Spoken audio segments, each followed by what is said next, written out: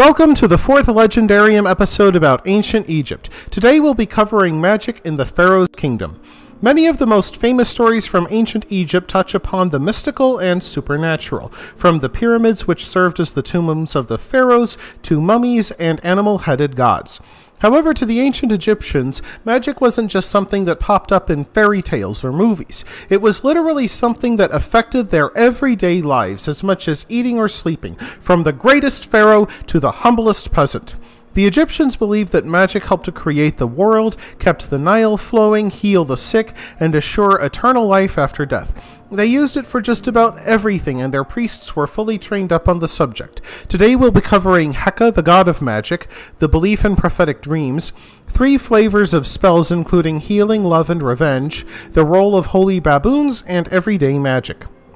The Egyptians believed in a god of magic, himself older than creation, named Heka. This god was worshipped even in the pre-dynastic period, dating back to 6000 BC, almost 3,000 years before the construction of the pyramids. Unlike the other gods, Heka never had a temple dedicated to him, as the Egyptians believed he could be found anywhere and everywhere. Priests and healers alike prayed to him and invoked his name when the situation called for magic. There were many legends of priests performing miracles in the name of Heka. There was even one tale about an Egyptian priest who supposedly parted a lake just to retrieve a trinket lost on the seabed. One wonders if Moses knew of that trick. Now, next, dreams were considered to be of great importance of ancient Egypt.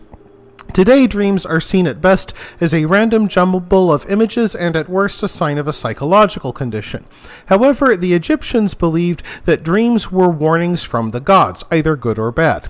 And people having strange dreams would pay the temple priests, who had long training in dream interpretation, to help them make sense of what was going on in their heads.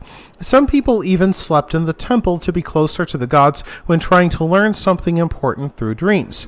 And the results of dream interpretation could be fairly interesting reading. For example, a man who dreamed of a large cat was told that a good harvest was on his way. Another man who dreamed of a dwarf was told that his life was halfway over. However, magic also had a practical purpose as well. The ancient Egyptians had an impressive knowledge of practical medicine. They created prosthetic toes and even performed some basic surgeries. However, Egyptian scientific knowledge coexisted with a strong belief in both gods and magic.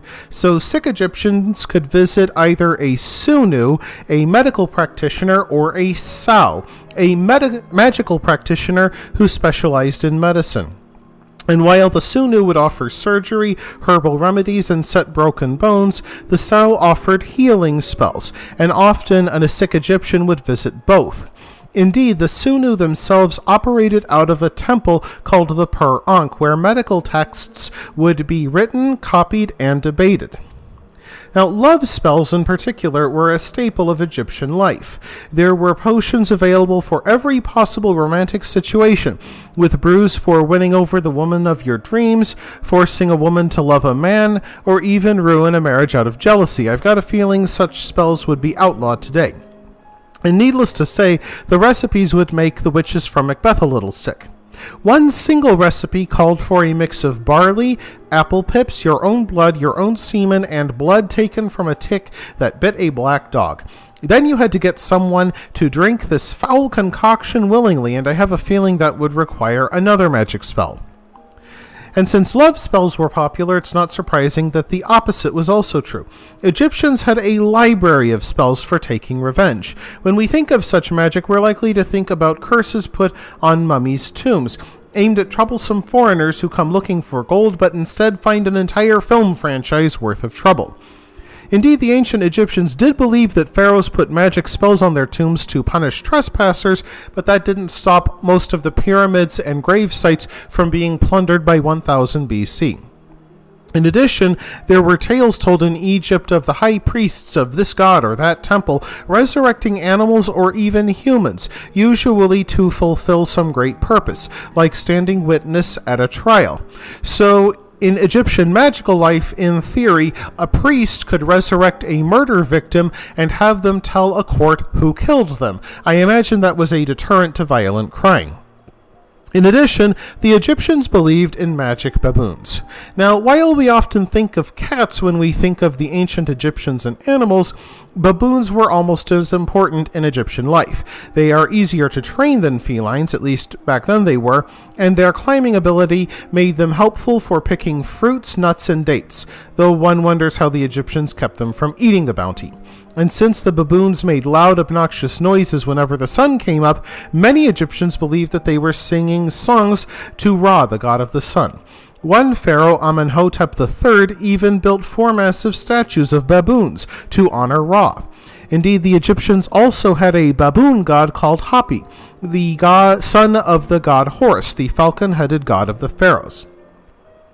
And finally, what we would today call superstition was a big part of ancient Egyptian life. Of course, the Egyptians saw the superstition as part of their magic system.